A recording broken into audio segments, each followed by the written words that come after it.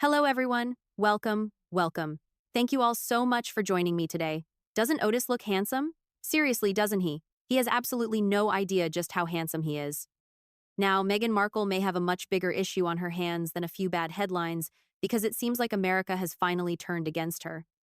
And honestly, I can't really say the support was overwhelmingly there to begin with, but whatever chance she had of winning America over appears to be gone now. This woman has managed to ruin just about everything. For years, she viewed America as her safety net, the place she could rely on for a grand comeback. When she left the royal family, America was supposed to be the stage where she reinvented herself. It was meant to be the place where she could become not just Meghan, but America's royal queen, the royal celebrity she imagined herself to be. That plan seems to be falling apart. With her popularity dropping and public interest continuing to fade, the question is no longer whether Britain has moved on from Meghan. No, no, no. The real question now is whether America has moved on too. Because when the very country you expected to celebrate starts losing interest, that is not simply a public relations issue, that's a full-blown brand crisis. So today we're going to talk about exactly that. I'll give you some context around Meghan's situation and why her American strategy appears to be failing. And honestly, if she were willing to listen, if she were capable of learning from her mistakes, there might actually be a path back. She could recover, but she won't, because this is a soap opera. A royal soap opera. And you all know exactly what I'm talking about. And by the way, if you haven't heard my song Do You Remember, make sure you check it out. The link is down in the description. All right, let's get into it. Before we dive deeper into Meghan's declining popularity in America, we should talk about something that happened yesterday.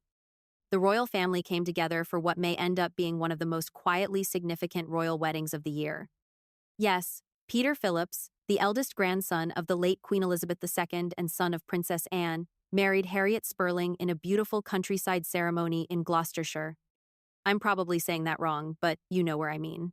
Now, while the wedding was described as a small and intimate family event, the guest list painted a much larger picture. King Charles and Queen Camilla attended. Prince William and Princess Catherine were there. Princess Anne naturally along with Zara and Mike Tyndall. Even Princess Beatrice and Princess Eugenie made appearances, which was interesting to see. And I'm fairly certain they probably kept some distance from William given some of the reported tensions surrounding financial matters and recent controversies. But regardless, this wasn't just another wedding. It was a royal family moment. Harriet, who works as an NHS pediatric nurse, looked elegant and timeless in a gown designed by Amelia Wickstead, complete with a tiara and veil. Whether it was a second marriage for both of them or not, I'll leave that discussion for another day. What made the occasion particularly touching was the blended family aspect. Peter's daughters, Savannah and Isla, joined Harriet's daughter Georgina as bridesmaids. But here's where things become especially interesting. This wedding presented the royal family at its strongest united, composed, polished, and moving forward. There were no dramatic interviews, no complaints, no victim narratives, just family, tradition, and quiet dignity. And naturally, the absence of Harry and Meghan did not go unnoticed. At a time when the monarchy has endured health concerns, scandals, and intense public scrutiny, this wedding sent a very clear message. The working royals and close members of the family continue to support one another. Peter Phillips may not hold a royal title, but his wedding reminded everyone exactly where he stands right at the center of the royal family. Yesterday's message was simple. The royal family remains together. They're still standing, and they're continuing to move forward. And honestly, I think that probably stung Harry. Peter is his cousin, and from everything we've heard, they've always had a good relationship. Seeing this celebration, seeing everyone together, couldn't have been easy. But maybe it also served as a reminder. You messed up. Do you remember? Do you remember the fairy tale? Do you remember your hair? Do you remember what things were like before? Singing, do you remember? Oh yes. Maybe this was one of those moments where Harry was forced to look back and recognize the consequences of his choices. Now let's get back to Meghan. Because Meghan may have just received a message she never expected to hear from the one place she believed would always defend her. America. America. Laughter. She worked awfully hard to get herself back to America. She planned a lot of things. In her mind, America was always going to be the place where she found freedom. Even Harry said it himself, remember? We're on the freedom flight. Okay then. But according to a report from the Daily Express, the glow surrounding Meghan Markle is fading quickly, and the message coming from her homeland is not looking good at all. And honestly, This may be even more damaging than the criticism she received in Britain. Why? Because whenever criticism came from the UK, Meghan could dismiss it. She could blame jealousy, racism, palace briefings, royal propaganda, whatever explanation happened to fit the moment. But America? America was supposed to be different. Hello, Meghan Markle. America was meant to be your comeback stage. This was supposed to be the place where Meghan reinvented herself as a powerful celebrity, a successful entrepreneur, a devoted mother, a feminist icon, and the woman who escaped royal life. But now the question becomes very simple. What happens when America starts tuning out? For years, Meghan appeared to believe she could leave the royal family, return to California, and become bigger than the institution she left behind. She landed a Netflix deal. Let's be honest, Harry's position and status helped open a lot of those doors. She got the Oprah interview where the royal family became the target. She launched a podcast, then another podcast. She introduced a lifestyle brand. She kept the royal title. And she had Prince Harry standing next to her, helping bring worldwide attention to her story. But somewhere along the way, that excitement surrounding her return to America seems to have disappeared. In fact, it may have reached a new low. Now the American audience appears to be viewing Meghan in a completely different light, not as the courageous woman escaping royal oppression. Not as the next Diana, which, let's be honest, is something Harry may have hoped people would see. And definitely not as Hollywood's great comeback queen. No. Instead, many people are starting to see someone who keeps repackaging the same narrative again and again and again. And that's where Meghan's problem begins. People can only hear the same victim story so many times before they eventually ask, okay, but what are you offering now? You talked about the royals. Now what? What comes next? Because when Meghan first came back to America, there was sympathy for her. There absolutely was. People remember what Gayle King was saying. They remember the comments from Katie Couric. Even public figures connected to the Biden administration expressed sympathy at the time. There was curiosity, there was interest, there was attention. But attention and admiration are not the same thing. And fame is definitely not the same thing as respect. That may have been Meghan's biggest miscalculation. She seemed to believe that visibility automatically translated into influence. But visibility without substance eventually becomes exhausting. And that's exactly what appears to be happening. Every new project is marketed as a reinvention. Every interview is presented as empowerment. Every carefully crafted family moment is sold as authenticity. And yes, Meghan, people can see right through it. The public is starting to recognize the pattern. No matter what the project is, it always circles back to Meghan.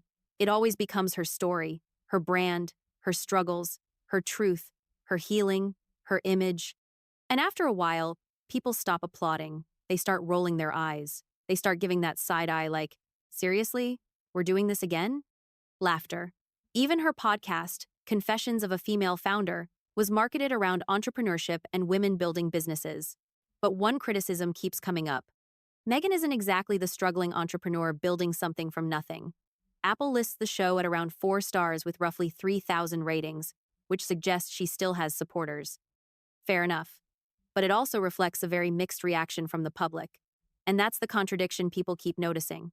Meghan wants to come across as relatable while living an extraordinarily privileged life.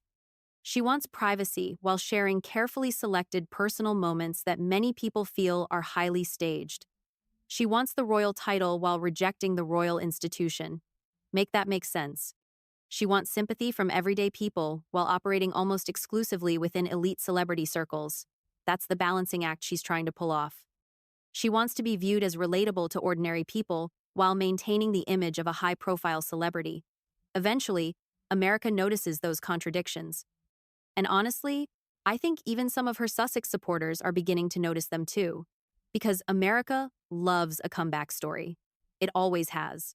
But America also values authenticity. And Meghan's biggest challenge may be that everything feels overly managed, too polished, too calculated, too carefully assembled. We've got soft lighting, we've got beautiful garden shots, we've got the jam, we've got the flowers. We've got the carefully curated glimpses of the children with little hearts covering their faces. We've got inspirational messaging, the whole presentation. On one hand, it's, these are my children. On the other hand, it's, social media is harmful for children. So there's always a message attached to everything, right? We've got the healing narrative. We've got the personal growth narrative. At the end of the day, It all feels like a carefully designed brand campaign that's working overtime to appear natural and effortless. And that's exactly why this latest signal matters so much. Because if Meghan is losing the American audience, then she's losing the audience she needed more than anyone else. Britain already made its decision years ago. The royal family has clearly moved forward. William and Catherine are focused on preparing for their future roles as king and queen. King Charles is still carrying the responsibilities of the crown, though some days it seems like he's doing so by sheer determination alone. And Harry? Well, Harry looks more isolated now than he ever has. So, Meghan needed America to validate every major decision she made. She needed America to say, yes, Meghan, you were right. You escaped. You won. You've become bigger than the institution you left behind. It was the best thing you ever did. Those royals never appreciated your greatness. Yes. Applause, yes. But what happens if America is quietly saying something very different? What happens if the response is more like, that's it? That's what we've been waiting for? No, Meghan, we've seen enough. Thank you, but we're good. You can go now. And that is where the real danger lies. Not hatred, not controversy, not even criticism. The real threat is indifference. Because when people are angry, they still care. When people criticize you, they're still paying attention. But when they stop caring altogether, that's when the brand has a serious problem. And Meghan's entire brand relies on attention. Without the royal family, what exactly is the hook? What's the attraction? Without palace drama, where is the story? Without Harry's title, what is the platform? Those are uncomfortable questions, but they're fair ones. And when you're reaching the point where supporters who spend their time attacking other people online are receiving gifts and special treatment, it starts to look desperate. It doesn't look good. Especially when some of those same people are known for targeting members of the royal family, including Catherine, who remains one of the most popular women in the world. That's where the contradiction becomes impossible to ignore. How can your message focus on online bullying while supporting individuals who engage in that very behavior? It's not a good look. It simply isn't. Meghan may have wanted freedom from the crown, but the reality is that the crown remained the reason people clicked in the first place. And now, several years later, the public may be realizing something. Once you remove the royal drama from the equation, there may not be much left to market.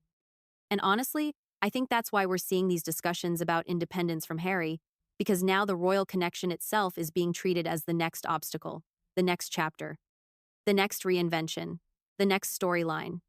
But the problem may be that the audience has already seen this movie before, and it might simply be too late. That's why this latest signal from America could sting far more than any negative headline coming out of Britain. Because Meghan can always blame the British media. She can blame palace sources. She can blame royal traditions. She can blame the institution itself. But when the country she returned to, the country she expected to embrace her, starts losing interest, that's a much harder reality to explain away. The shine appears to be fading. The audience seems to be shrinking. And the fairy tale comeback story may be running out of whatever magic it once had. Because Meghan Markle didn't simply leave the royal family. She made a bet. She bet that she could become bigger than the institution itself. And now America may be delivering a verdict she never expected to hear. She didn't. No, she didn't.